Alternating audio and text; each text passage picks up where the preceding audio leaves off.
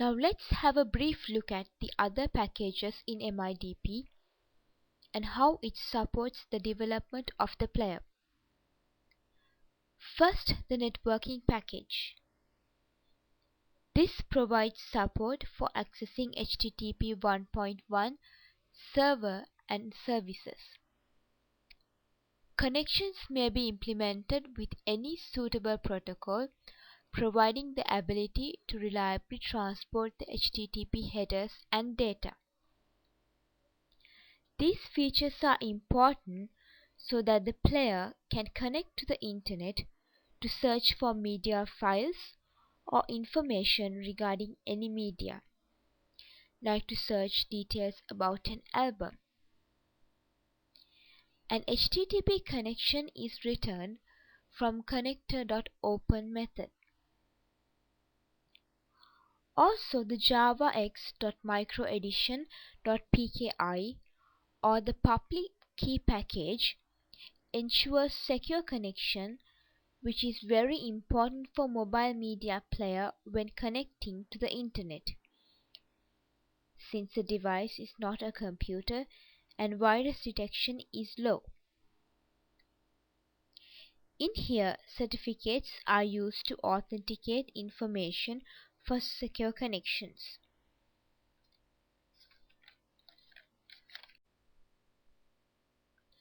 Next, we'll look at application lifecycle package javax.microedition.midlet. This defines MIDP applications and interactions with the application and the environment in which the application runs. This application is called a midlet. The elements of a midlet suite are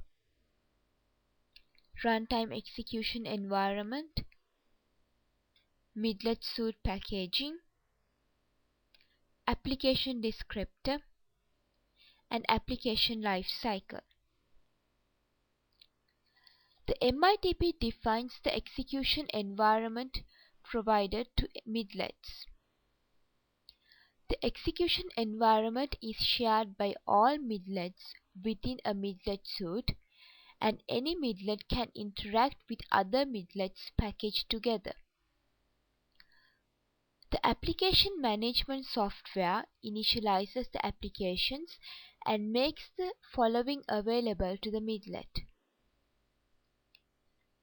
classes and native code that implements the PLDC, including the Java Virtual Machine, classes and native code that implements the MIDP runtime, all classes from a single jar file for execution, non-class files from a single jar file as resources, contents of the descriptor file when it is present, and any other APIs available on the device, such as implementations of additional jars, GSRs, license open classes, optional packages, etc. So midlets are very important in developing the media player. Finally, we'll look at the persistence package javax.microedition.rms. This provides a mechanism for midlets to persistently store data and retrieve it later.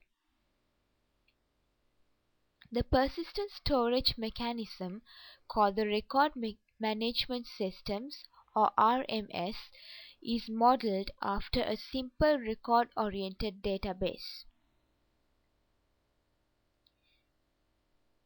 This package provides classes and methods to store media files, information about recently played media files, etc. So this package is also very helpful in developing the player. So far we talked about what is a mobile application, the languages used to develop mobile applications, and why Java is common among mobile applications, And we also talked about the J2ME architecture in my DP package and how it helps to develop the media player.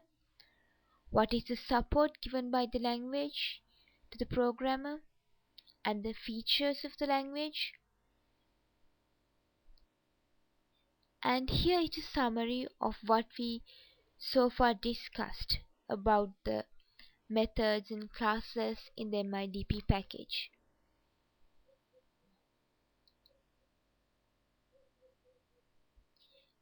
As you can see, we discussed about javax.microedition.media package, which has the class manager and the control to control the media processing, and the player that controls the rendering of media, and player listener to handle events. And we talked about GUI controls,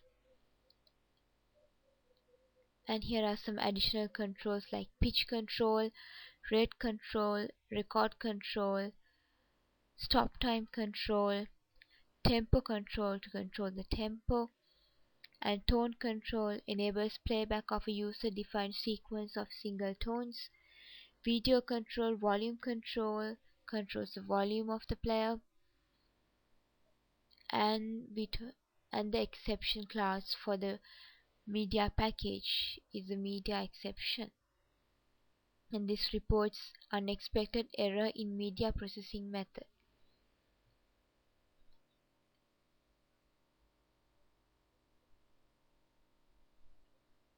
I have here with me the coding of the media player, and now we'll go through the code to find out how the features that I discussed above have been used in this coding.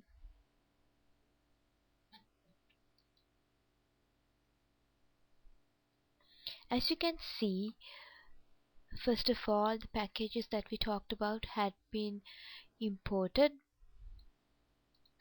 All the media package, the .media control package, this is the interface package and meetlet package. All these packages have been imported, and then you can see the meetlet has been implemented, the meetlet class, and this has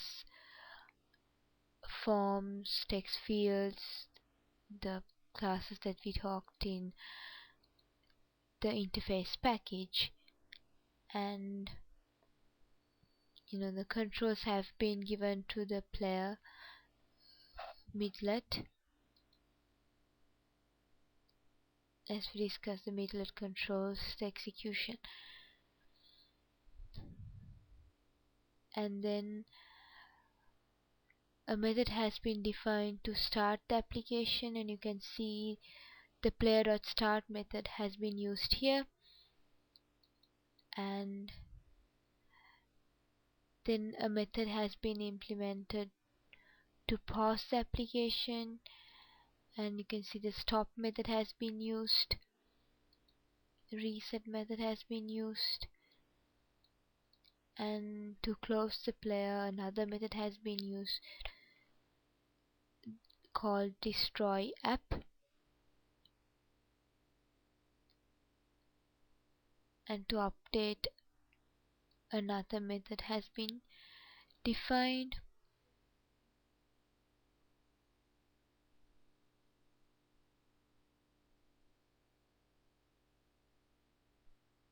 and to get the action commands this method has been used.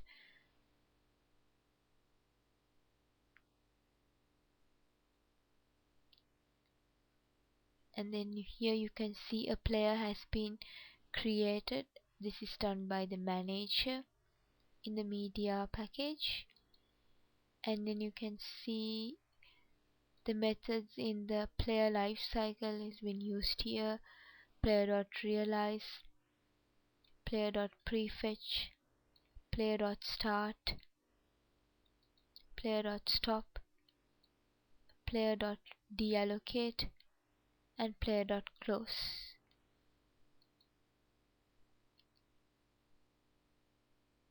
And to stop the player, another method has been defined. And you can see another feature here, that all the coding have been written in try-catch blocks. This is a feature in Java language, and this has been used in developing this media player to handle exceptions, so that it makes the player more reliable.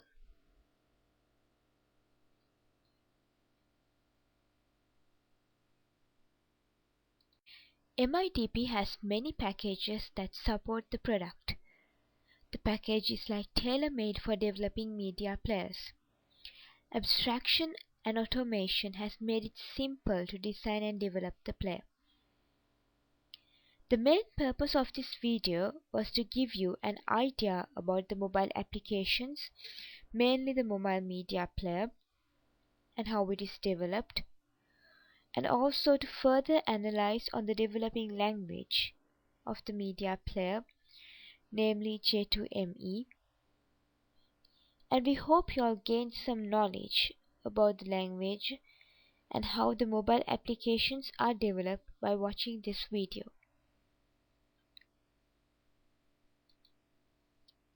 We, our group members, would like to thank Miss Pumini, our lecturer in charge, for the guidance given to make this video a success. And thank you all for listening.